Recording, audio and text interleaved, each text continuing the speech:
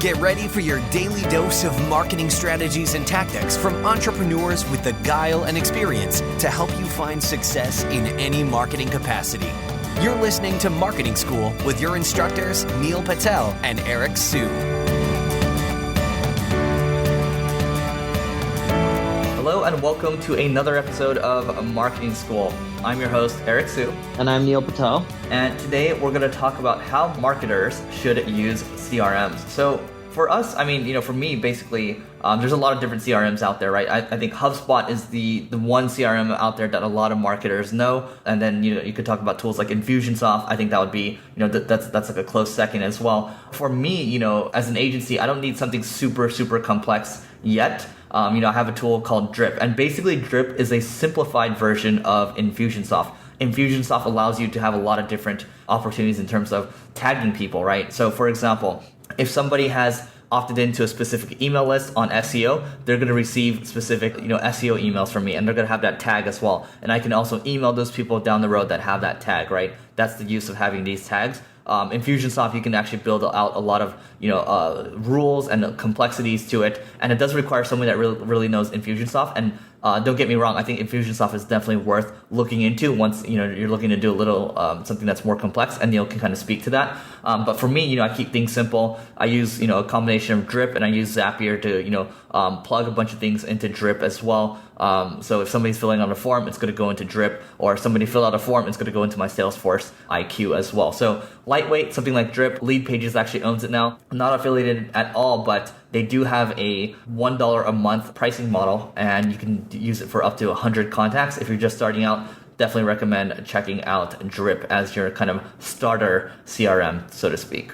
When you're getting involved with CRMs, there's two things you need to know. The first is they're great for dealing with people who have yet to turn into a customer, and they're really good to deal with people who are already customers. And let me break down the second one first. Most marketers do the first part, which is they'll take you as a lead and educate you and drip you until you become a customer. And then they really stop. But once you become a customer, who says that a customer can't upgrade and pay more, or become a repeat customer, or tell other people amazing things about you, or may have a terrible experience because they're not sure what to do next, right? There's a lot of things that can happen once someone becomes a customer. The CRM, if you're using Infusionsoft, HubSpot, Drip, it doesn't matter. You should still communicate with people after they're customers, continually give them more advice and feedback so that way they can use your product and services better. And you should always try to help them through education, even if it's not related to your product or service. That way it helps build more trust, goodwill, and it'll cause them to talk about others in regards to your product, right? Word of mouth marketing.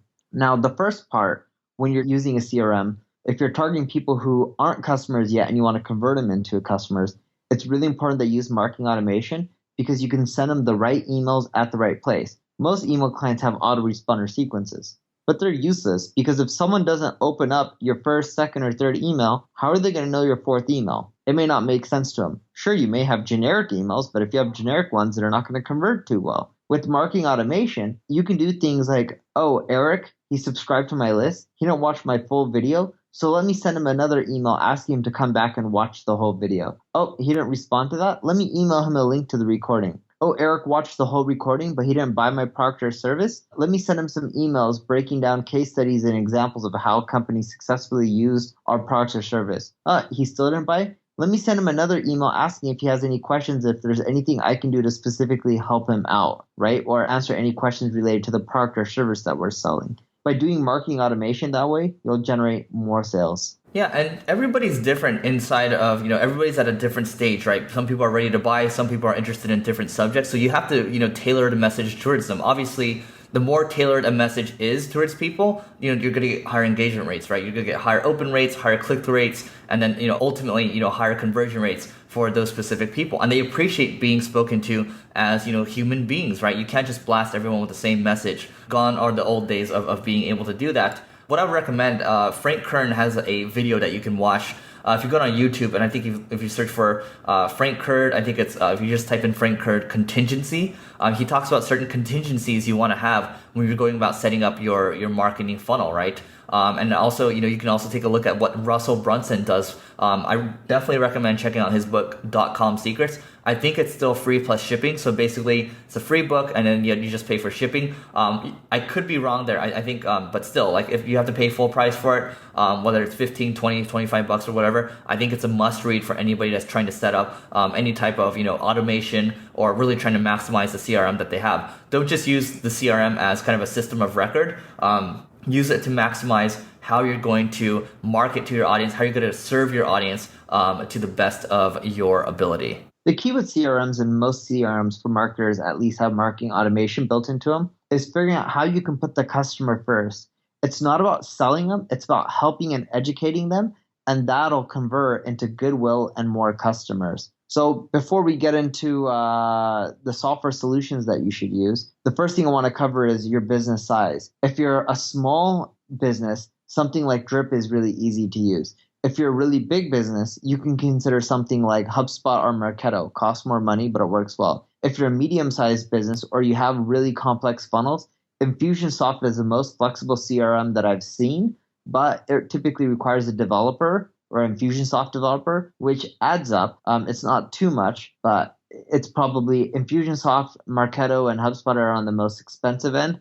And I would say Drip is on the lower end, and Drip is great if you're just starting off and you're a small business. Entreport, I've never used it, but I've heard good things about that as well, and it's pretty affordable. Great. Yeah, I think the key here to cap things off, I mean, it's delayed gratification. I hear a lot of people, they say, oh yeah, we've tried this marketing automation thing, we've tried dripping content, but I've never ever seen it work in terms of driving customers. It's completely untrue. If I look at my analytics, it does take time. People will come through, and maybe a year later or maybe 6 months later, people will say, hey, like we've been seeing your content, we're ready to work together, right?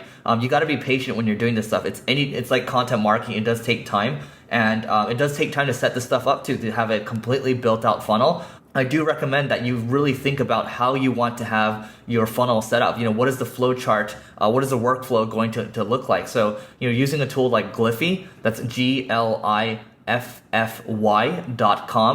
you can set up these workflows, right? And then also, if you want to set up some mind maps, you can use a tool like MindMeister. You do need to make sure that you can organize your thoughts, get your team involved with it, and then start to set up these things. And then also make sure that you're using UTM tracking parameters, so you can see exactly what email they're coming from, what content they're being fed, and see what they're converting from. Because for us, I mean, it's been working over time, and for us, we can back it out now where we know that if we continue to buy emails, we're going to continue to get more leads, and we're going to be able to stack our business versus just relying on, organic traffic. We love organic traffic, we love content, but at the same time, we love to continue to diversify. So, Neil, anything else to add? When you communicate with customers, most people, when they're using CRMs, they believe that having the best email copy is how you generate the most sales or upsells. That's not true. Don't get me wrong. Good copy does help. But what's more important than exceptionally good copy is sending the right emails at the right time. In other words, it's better to have a thorough funnel with the right sequence than it is to have the best, exceptionally well-written copy. All right. And that's it for this episode of Marketing School. Let us know if you have questions. Let us know if you have feedback. And if you have more topic ideas, I've been hammering this home. Please give us your topic ideas. We're always listening. See you tomorrow. This session of Marketing School has come to a close. Be sure to subscribe for more daily marketing strategies and tactics to help you find the success you've always dreamed of. And don't forget to rate and review so we can continue to bring you the best daily content possible. We'll see you in class tomorrow, right here on Marketing School.